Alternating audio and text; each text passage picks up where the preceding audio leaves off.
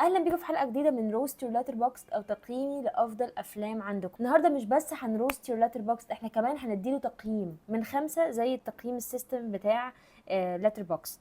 انا بقى من كتر الاكونتس اللي انا عملتها وصلت لمرحله ان انا بقيت انسى انا عملت اني اكونت. هتقولي لي سلمى انت مش كاتباهم وعماله تعلمي عليهم؟ هقول لكم بس في ناس بتكتب لي على اليوتيوب وعلى الانستجرام وعلى التيك توك ومش عارفه ايه، فانا عمال ما اعمل جردل ده وجردل ده وجردل ده بلاقي نفسي ان انا كتبت بعض اليوزر نيمز a few times.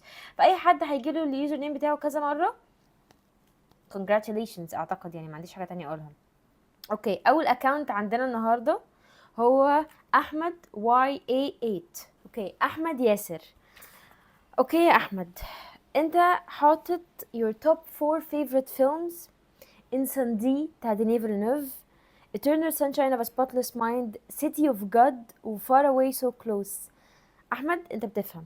اولا انساندي الفيلم ده يا جماعه هو recommendation لاصحاب القلوب الغير ضعيفه، لان هو فيلم تقيل وفيلم بيسيب علامه، ويعني البلوت تويست اللي فيه تقيله جدا وغبيه يعني. فاللي هيتفرج عليه يبقى عارف ان هو داخل فيلم عظيم، بس لازم تبقى انت مستعد له نفسيا يعني. ديني فيلنوف من المخرجين اللي اخر كام سنه بقى في البيك بتاع الكارير بتاعه، والناس كلها بتتكلم عليه عشان دون 1 ودون 2، ولكن الراجل ده قبل دون 1 ودون 2 اللي هم يعتبروا ممكن اضعف افلام في الفيلموجرافي بتاعته، كان بيعمل افلام خطيره منها انسان دي. انسان دي اتعمل قبل دون بتاع 14 سنه ولا حاجه، انسان دي اتعمل سنه 2010، فاختيار موفق جدا. Eternal Sunshine of a Spotless Mind شفناه 120 مليون ألف مرة، فيلم حلو جدا، بالذات أول مرة بتتفرج عليه بيهيت يو وبيبقى فعلا فعلا مؤثر عليك. أنا أول مرة شفته كنت حاسة إن أنا شفت أحلى حاجة في الكوكب، وقعدت أتفرج على الفيلموجرافي بتاع جيم كاري بدور على فيلم شبه Eternal Sunshine of a Spotless Mind، واكتشفت بقى إن جيم كاري ده اختراع. ده إنسان مر بارك غريب قوي في حياته، وبيتحول من شخصية لشخصية، وحياته الشخصية بقى دي حاجة تانية. ف great movie. City of God الفيلم ده 10 من 10، لو هتاخدوا recommendation مني City of God. الفيلم ده اتعمل سنة 2002 واتعمل له ريليس جديد، او يعني بدأ يتعرض تاني في سينما زاوية السنة اللي فاتت بالكامل، وشوية من السنة دي، يعني قعد حوالي 5 6 7 شهور مثلا في السينما. فانا رحت شفته ساعتها، وانا كنت اصلا شفته لاول مره في السينما، يعني ده كان اول مره اشوف سيتي اوف جاد من الافلام اللي انا كنت عايزه اشوفها طول حياتي بس ما جاش الفرصه وخلاص. الفيلم ده خطير. الفيلم ده يعني من احسن الافلام اللي انتوا ممكن تشوفوها، فيلم فلسفي جدا وعميق، وطبعا انا مديله 5 من 5. فار اواي سو كلوز فيلم الفين فاندرز من المخرجين التقال اللي انا في بعض الوقت كده سنه من السنين، من سنتين لما نزل بيرفكت دايز قعدت اتفرجت له على كذا فيلم عشان كنت عايزه اعرف مين هذا الكائن العبقري. شفت له ساعتها باريس تكساس وينجز اوف ديزاير وطبعا بيرفكت دايز. شفت له حاجه كمان مش فاكره ايه كمان شفته له، بس ما شفتلوش فار اواي سو كلوز. انت عجبك فار اواي سو كلوز وحطيته في one of your favorites، فانا حطيته في التو واتش ليست. وكده كده هرجع لفين فاندرز تاني لان ده من المخرجين اللي عايزه اشوف له في الموجرافي بالكامل يعني. فجريت ليست يا احمد، وهدي للبروفايل بتاعك. بس قبل ما ادي البروفايل بتاعك، انت اخر 4 افلام اتفرجت عليهم انساندي وتوك تو مي وذا فولت ان اور ستارز واود توماس. ايه اود توماس ده؟ معلش ايه ده اصلا؟ مخرج ستيفن سومرز ده اللي عمل ايه؟ ذا مامي. لا مش مهتمه خالص، وانت اصلا مش عامل لهم ريتنج. anyway التقييم هيبقى على الفور favorite films، ف your top 4 favorite films هديلهم 4 out of 5. البروفايل اللي بعده VXF4 احمد، برضو تاني احمد معانا، احمد من العراق. احمد your top 4 favorite films: لاسترادا، Eraserhead، The Piano Teacher وسولاريس. يا احمد خلاص انا قيمت البروفايل بتاعك، البروفايل بتاعك 5 من 5، حتى لو انا منحازة. اولا Eraserhead، من فترة كده انتوا قعدتوا كده ايه تزنوني وتقولوا لي what's your top favorite film، انت بقى الافلام بتاعتك ايه your top 4، وتقعدوا بقى تدخلوا باللتر بوكس بتاعي، وكله قفش ان Eraserhead one of my top 4. وبعد كده اولا ديفيد لينش اهو، وبعد كده ديفيد لينش توفى، فعملت له فيديو بقى، مش فيديو، انا عملت له سلسله افلام على اليوتيوب عشان يعني اقول لكم ليه انا بعشق الراجل ده. ففي ناس كتيره قوي قالت بس كده دي عامله لي فاهمه ومش فاهمه، انا هروح بقى اتفرج على احسن فيلم هي بتشوفه. فراحوا اتفرجوا على اريسر هيد، وجالي كميه مسجات الناس بتقولي ايه ده، وفيلم ايه ده وحش جدا، اللي تحبي فيه ايه انت بجد بجد يعني تختاري الافلام كده، واللي هو انت pretentious وبتاع. ده اللي هو ازاي يعني؟ ازاي تخش تتفرج على ايرس هيد ومش عاجبك كمان؟ لا لا لا لا، يعني خلاص خلص الكلام، ما عنديش حاجه اقولها بصراحه يعني.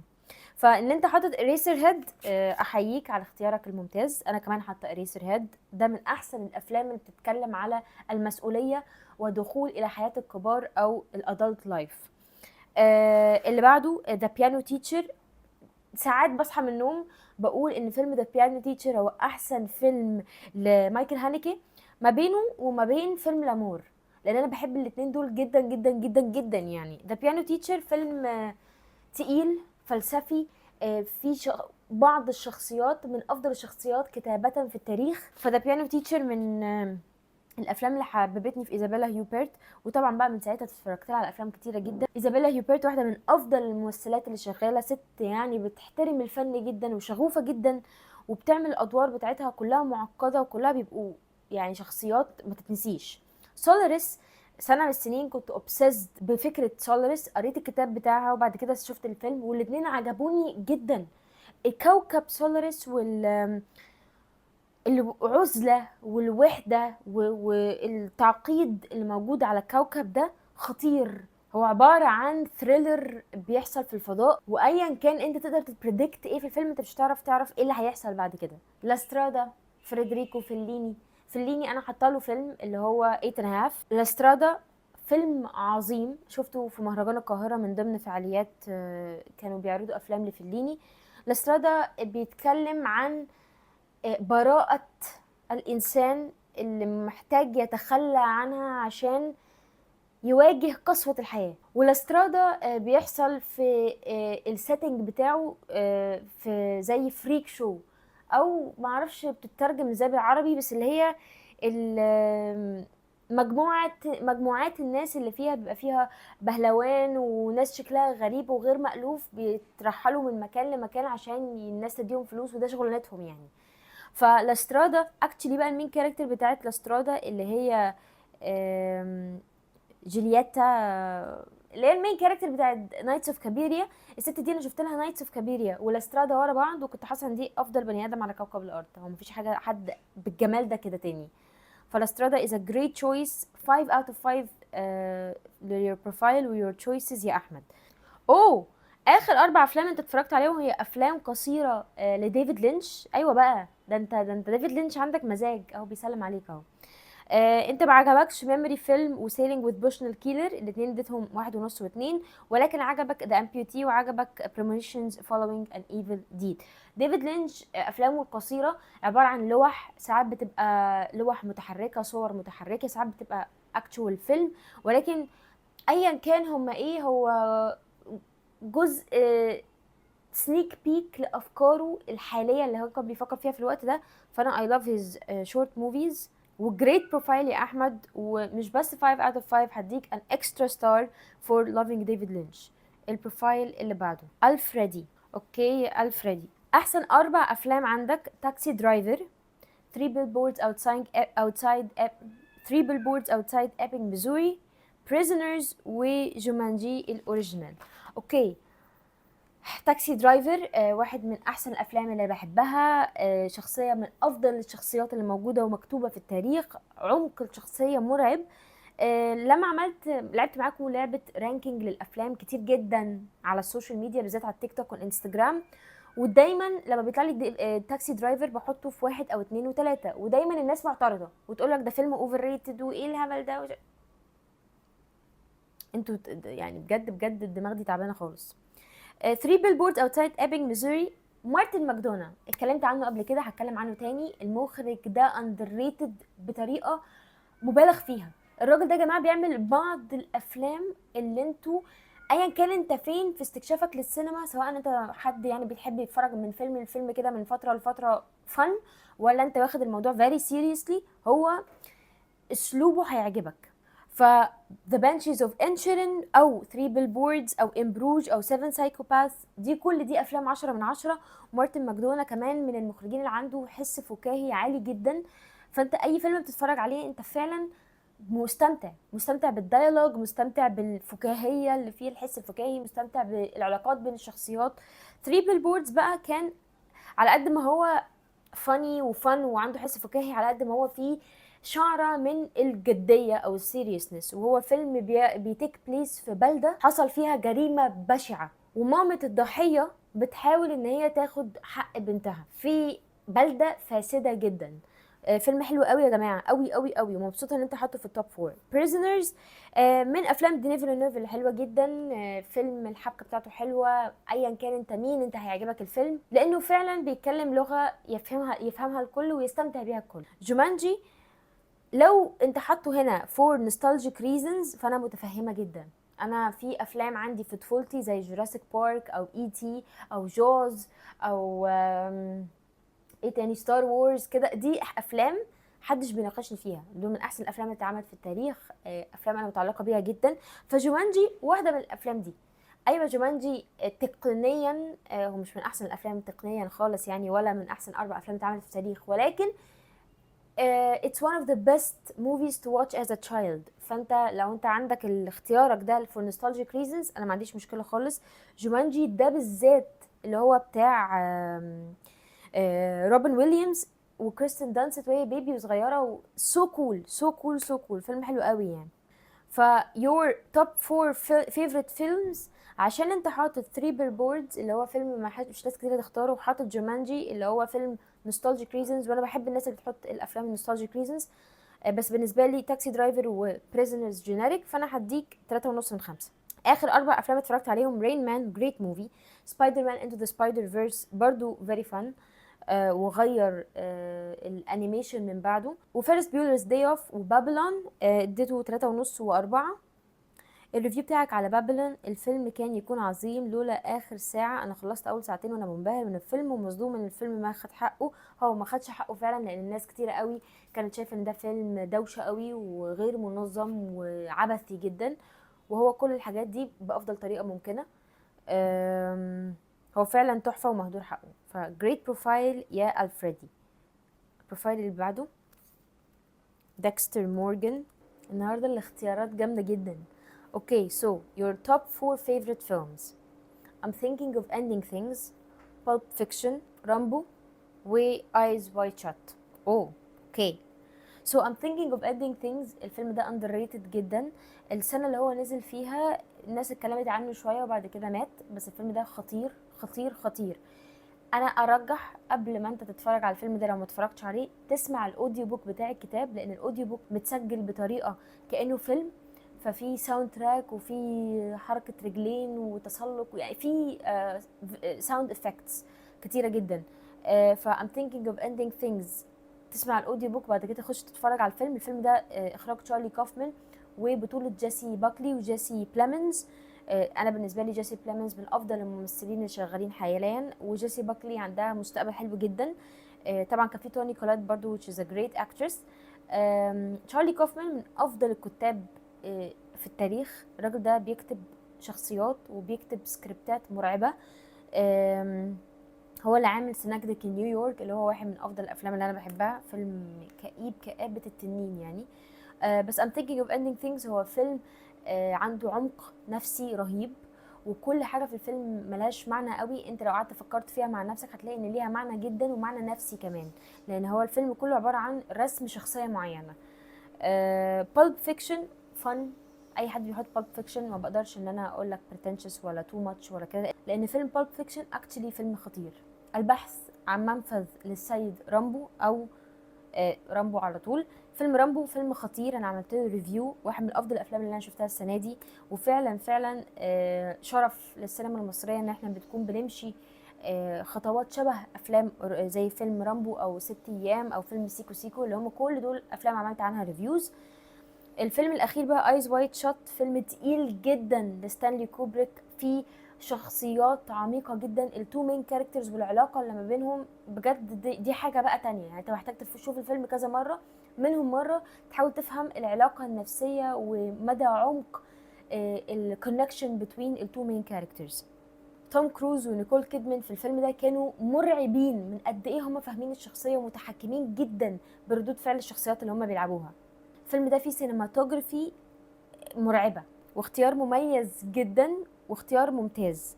Your top 4 favorite films انا هديله 4/10. I'm thinking of ending things اختيار ممتاز. رامبو اختيار جريء وسريع، وانا عامة يعني مش ما كنتش هبقى برجح انك تحط فيلم اتعمل السنة دي في المكانة دي، ولكن انا بحب ادعم النوع ده من الافلام، ف definitely great choice. Pulp Fiction very generic. Eyes Wide Shut اختيار حلو قوي. انت اهو اخر 4 افلام اتفرجت عليهم منهم سيكو سيكو وعجبك جدا وعملت له ري واتش واديته 4. The Virgin Suicides اديته 4.5. باليرينا اديته 4. ونايت كرولر اديته 5. نايت كرولر is a great movie، وشويه التلبيخ والهبل والعبث اللي جيك جيلنهال بيعمله اخر كام سنه، لو اي حد عايز يشوف فعلا جيك جيلنهال في البيك بتاعه كممثل يشوف نايت كرولر. great profile يا مورجان و thank you so much for sharing. فهنخش على اللي بعده. سما _NO. اوكي يا سما، احسن 4 افلام عندك يا سما: بروكلين، اتونمنت، ذا فيبلمانز، و7. اوكي سو بروكلين الفيلم ده اندر ريتد برضو، فيلم من الافلام اللي انا لو انا هعمل شنطه، الشنطه دي فيها كل الافلام اللي انت المفروض تاخدها معاك عند عبرك من ال 18 19 سنه الى العشرينات. فهديك فيلم بروكلين، لان فيلم بروكلين بيتكلم على التوهان والمرحله بتاعه عدم انتمائك لاي حاجه او لاي مكان او لاي حد اللي انت تدخلها لما تخش العشرينات او حياه الكبار. المين كاركتر بتاعتنا في الفيلم ده محتاجه ان هي تختار بين حياتين مختلفه تماما. فيلم حلو قوي، وسيرشا رونان كانت عامله الفيلم ده وعامله فيلم كمان قبله ليدي بيرد. عملت كذا فيلم كده ورا بعضه، فكنا الناس بقى اللي هو دي ما ايه مين المجنونه دي.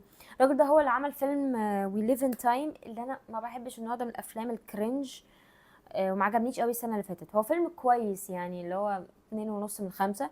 انا مش بحب اللي هو نقعد نعيط على بعض ده، ما بحبش الكلام ده. اتونمنت جريت تشويس مش بلاقيه كتير، واكشلي بقى من اختياراتك ال4 دول انا فهمت شخصيتك شويه. وعامه جو رايت، حتى لما الناس تيجي تتكلم عن جو رايت مش بيختاروا له فيلم اتونمنت اللي هم يتكلموا عليه. ممكن مثلا يختاروا فيلم مثلا زي داركست اور، حاجه اتقل شويه، او يختار لك حاجه يعني اقل تقلا زي مثلا برايد اند بريجديس. لكن ما حدش بيتكلم على اتونمنت اللي هو فعلا واحد من احسن الافلام اللي شفته على MBC 2. والفيلم ده انا فاكره وانا صغيره لما اتفرجت عليه كنت حاسه شفت حاجه، قصه للتاريخ يعني، حاجه عبقريه. فيلم عن الحب والخيانه والصداقه والعائله فيلم تقيل يعني. فيبلمانز انا بحب الفيلم ده جدا. سيرة ذاتية لسبيلبرج. بس انا بحب قوي المخرجين بصراحة اللي بيوصلوا لمرحلة ان هم يعملوا السيرة الذاتية لنفسهم عن نفسهم. بحب قوي قوي النوع النرجسية ده بجد والله، فعلا فعلا فعلا لما حد بيعمل النوع ده من الافلام. فعشان كده انا مثلا مختاره اريسر هيد لديفيد لينش، لان ده كايند اوف سيرة ذاتية ليه. وبحب ذا فيبلمانز جدا، وهو فيلم من الفنان الى الفنانين، وفيلم عن الشغف، وفيلم عن ازاي السينما او الفن اللي بيبقى موجود في نسيج حياتك من وانت صغير بيأثر فيك بجد، وهو بيبقى الصديق بتاعك طول الحياة. واخر حاجة 7، فيلم خطير. انا لسه شايفة 7 في السينما، شفته مرتين.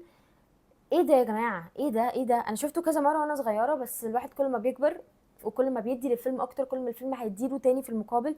فيلم خطير خطير، وقلت لكم المعلومة دي قبل كده، بس ساعات كده بصحى من النوم واقول لك براد بيت ده مين وعمل ايه يعني قوي يعني عشان الناس تحطه في المكانه دي، وهو راجل بس عشان امور شويه ولا عشان نتجوز وطلق وبتاع فاحنا حطيناه في الستاتس دي، بس اكتشلي هو عمل ايه. ولكن براد بيت عمل بتاع مثلا 20 فيلم في 10 سنين، او لا بلاش 20 فيلم، او تسي 15 فيلم في 10 سنين. دول اللي عملوا براد بيت كبراد بيت. اللي بعد كده كله زباله، واللي قبل كده كله زباله، ولكن هو عمل شويه افلام في الحقبه دي منهم 7 اللي هي فعلا تحطه في الليجندري ستاتس. ف7 من الحاجات اللي بتفوقني كده لما بيجي لي الصدمه دي. اخر 4 افلام اتفرجتي عليهم: ليتل ايطالي، ميشن امبوسيبل الجديد اللي هو ذا فاينل ريكونينج، كريزي ستوبid لاف، وسيكو سيكو، وكل دول عجبوكي ومدياهم حوالي 4 ل4.5 من 10. great profile يا سما، و great choices و very unique. I would give your profile 4 out of 5. و thank you for sharing. بس كده، لو عجبكم الفيديو لحد دلوقتي متنسوش تعملوا لايك وشير وسبسكرايب وتفولو مي on تيك توك وانستجرام ولتر بوكس وفي كل حته. لو عندكم حاجه معينه عايزيني اتكلم عنها او عايزيني احط البروفايل بتاعكم في السلسله دي، متنسوش تكتبوا لي البروفايلز يا اما هنا يا اما كومنت على الانستجرام او على التيك توك. ايا كان انتوا تكتبوها فين هيتكتب في الليسته، ما تقلقوش او get through it. بس كده، واشوفكم في فيديو جديد. باي باي.